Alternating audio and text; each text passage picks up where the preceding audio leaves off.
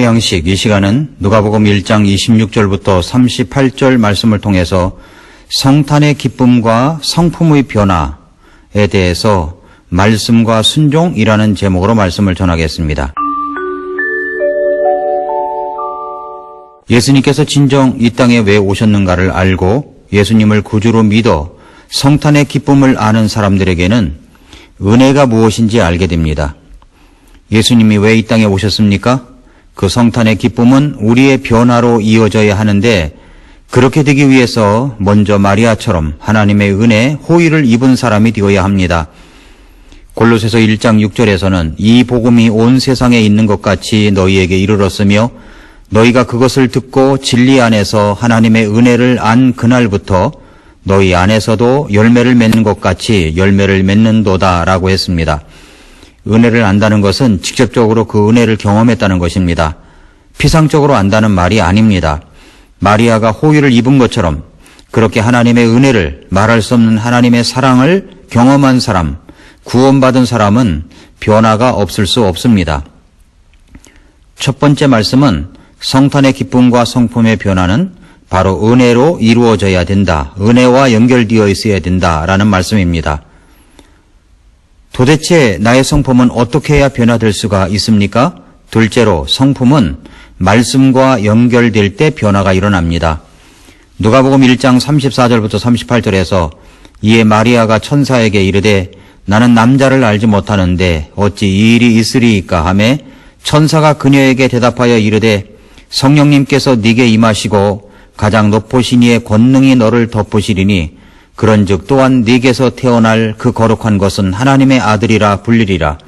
보라 네 사촌 엘리사벳도 늙은 나이에 아들을 수태하였느니라. 수태하지 못한다고 하던 그녀에게 이 달이 여섯째 달이 되었나니 하나님께는 불가능한 일이 없느니라 하니라.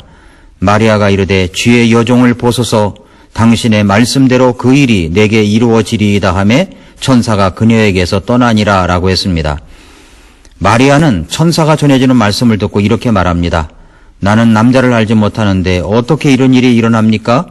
천사가 말합니다. 성령님께서 네게 임하시고 가장 높으신 이의 권능이 너를 덮으실 것이다. 그리고 하나님께는 불가능한 일이 없느니라.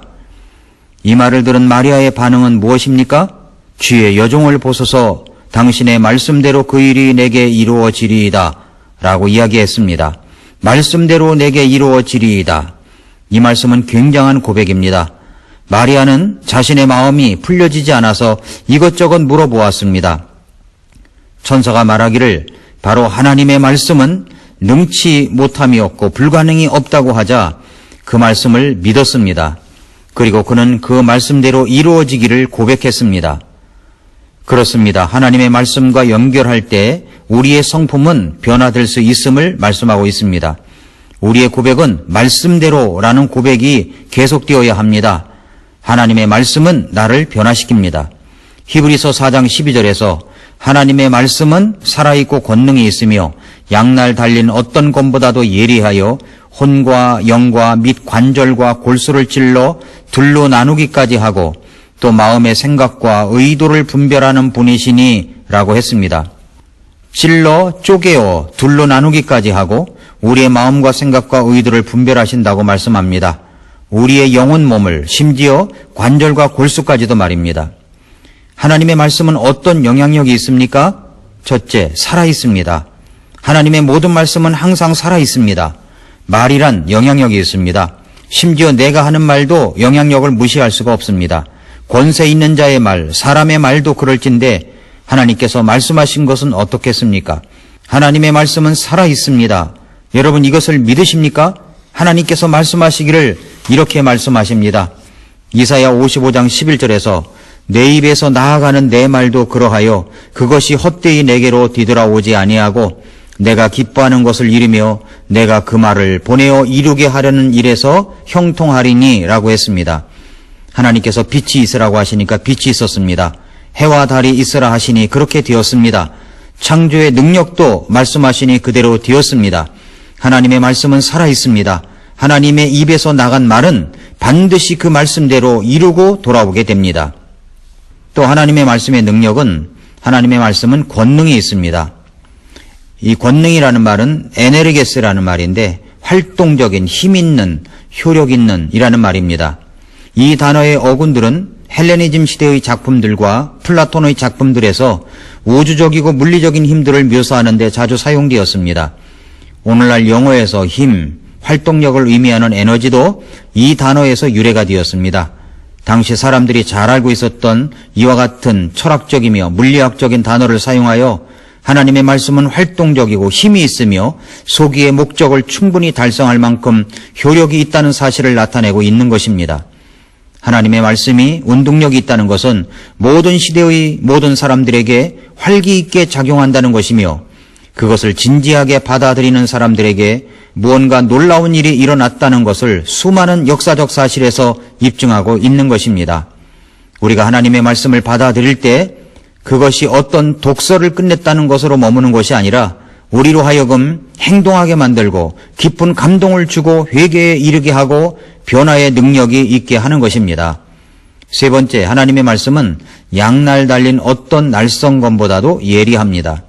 어떤 희생제물을 제물로서 만들어 드리기 위해서는 잘 듣는 날카로운 칼이 있어야 합니다.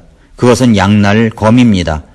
하나님의 말씀은 그들이 사용하는 검과는 비교도 안 될 만큼 잘 베어지는 예리한 것이라고 말씀하고 있습니다. 범죄자에게는 그 날선 검은 자신을 멸망시킬 수 있는 검이 될 것입니다. 그러나 하나님을 믿는 그리스도인들에게는 자신의 잘못된 곳을 수술하는 메스용 칼이 될 것입니다. 하나님의 말씀의 능력은 네 번째로 질러 나누기까지 합니다. 영과 혼과 몸의 인간의 구조가 어떻다고 말하는 것이 아닙니다.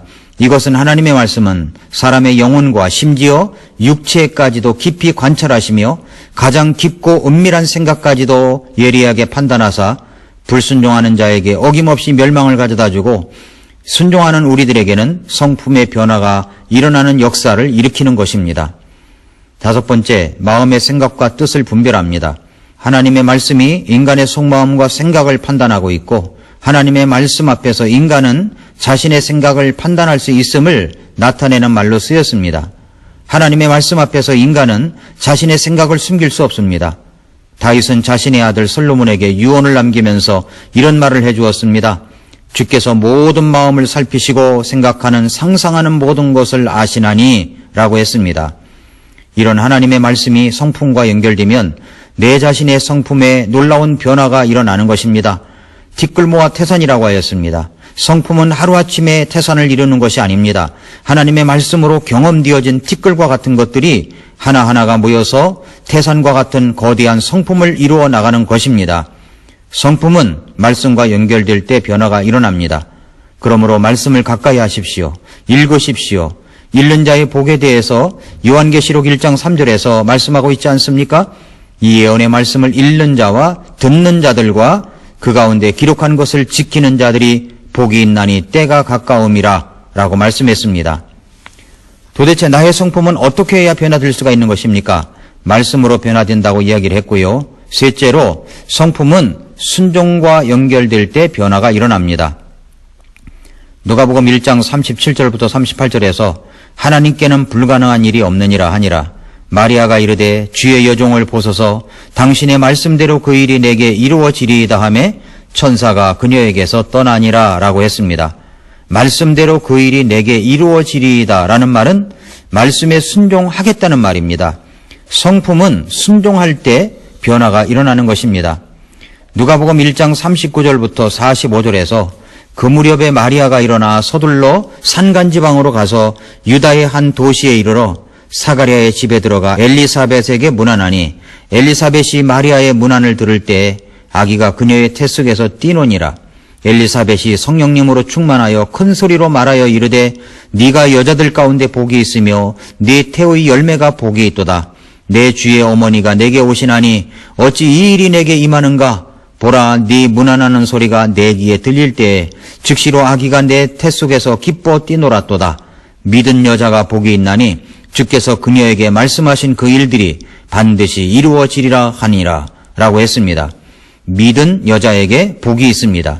그리고 말씀하신 그 일들이 반드시 이루어진다고 말씀하고 있습니다. 순종한다는 말입니다. 그렇습니다. 성품의 변화는 순종할 때 이루어지는 것입니다. 말씀 앞에서 자신을 꺾고 순종으로 이어질 때 이루어진다는 말씀입니다. 나의 성품의 변화는 얼마나 하나님의 말씀에 순종을 잘하느냐에 달려 있습니다. 바닷가에 있는 나무들은 거친 비바람과 폭풍우 속에서도 잘 견뎌냅니다. 비결이 무엇입니까? 혹독한 밖에 속에서도 살아남을 수 있는 비결은 바로 그 나무의 땅 밑에 있습니다. 폭풍이 겉을 핥히는 동안 나무는 조용히 내적 지원 장치를 구축해 자신을 지탱합니다. 강풍이 몰아칠 때마다 뿌리는 땅으로 더 깊이 파고들며 억척스런 소나기를 뻗쳐나갑니다. 어정쩡한 가지들은 해가 갈수록 얼음과 눈의 무게 덕에 더 굵어지고 강해집니다. 겉을 보면 괴짜 같을 수도 있습니다. 그러나 속을 보면 건강의 화신입니다. 우리도 다 나무처럼 인생의 거센 풍파를 만나게 되어 있습니다. 폭풍이 올 때 우리는 부러지거나 더 강해집니다. 차이를 낳는 것은 폭풍의 강도가 아니라 우리 성품의 깊이입니다. 결과는 우리 속사람의 상태에 달려 있습니다. 그 고목처럼 우리도 혹독한 인생 사이클 속에서 능히 우리를 지탱해주고 영양분을 공급해줄 장치가 필요합니다. 그게 무엇입니까? 바로 경건한 성품입니다.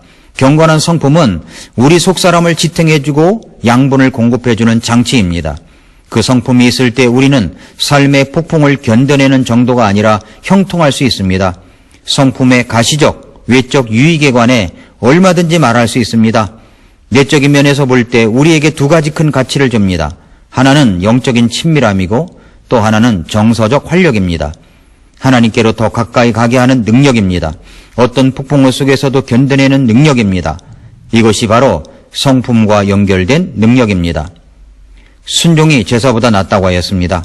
들은 말씀은 순종을 해야 합니다. 그렇다면 여러분 순종하십니까?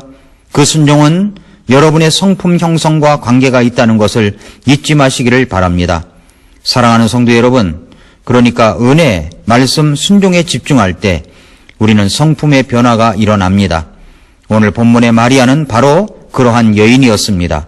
은혜를 받은 여인이었고 말씀대로 이루어지기를 사모하는 여인이었고 즉각적으로 순종하는 여인이었습니다. 믿음의 여인이었습니다. 그래서 엘리사벳도 이렇게 그 여인에게 이야기한 것 아닙니까?